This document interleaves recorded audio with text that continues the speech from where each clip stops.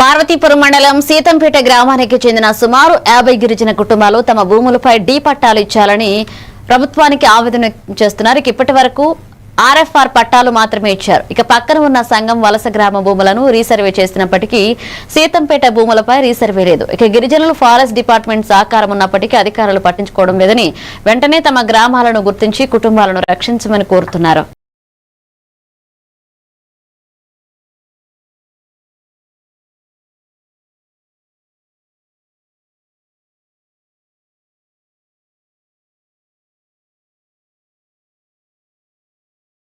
నాటికి మేము వచ్చినప్పుడు వారు కూడా మేము కలవనాటికి కూడా వాళ్ళు కల్పిస్తున్నారు. ఎందుకంటే ఇక్కడ తప్పుదమ్ములు ప్రభుత్వమే చేస్తుంది. ఇక్కడ ప్రభుత్వమే చేస్తుంది కదా. ప్రధానంగా తహసీల్దారి గారు వెంటనే జోక్యం చేసుకొని ఏ భూమికైతే వీళ్ళు అడుగుతున్నారో అది న్యాయపరంగా ఉంది కాబట్టి వెంటనే పట్టాలు మంజూరు చేయాలని కూడా మనము కోరుతున్నాము. సబ్ కలెక్టర్ మేడం గారు కూడా ఆవిడ కూడా స్పష్టంగా చెప్తుంది, అక్కడ వెంటనే ఇమీడియట్గా సమస్యను పరిష్కారం చేయండి అనుకుని మేడం గారు అయితే ఆదేశాలు కింద స్థాయి అధికారులకు ఇవ్వడం అయితే జరిగింది. ఆ మాట మేమందరం కూడా చూసాము, విన్నాము, కళ్ళతోనే కూడా చెప్పడం కూడా విన్నాం. ఆయన కింద స్థాయి అధికారులు మాత్రమే అది నెరవేర్చలేదు.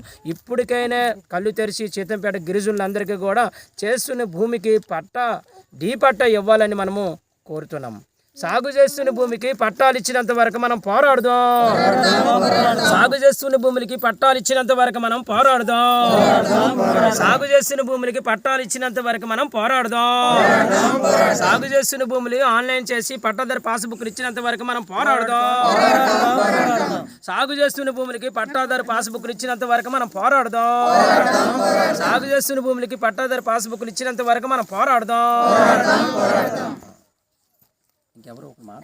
గిరిజనులందరూ కూడా అయ్యా మేము ఎన్నో సంవత్సరం నుంచి సాగు చేస్తున్న భూమికి డీ పట్టా ఇవ్వాల్సిన దగ్గర ఆర్ఎఫ్ఆర్ పట్టా మీరు మాకు ఇచ్చున్నారు, అది రద్దు చేసి మాకు డీ పట్టా మీరు ఇవ్వండి అని గిరిజనులు విజయనగరం జిల్లాగా ఉన్నప్పుడు అప్పుడున్న జిల్లా కలెక్టర్ గారికి కూడా కలిసి వినతి పత్రం కూడా ఇవ్వడం జరిగినది.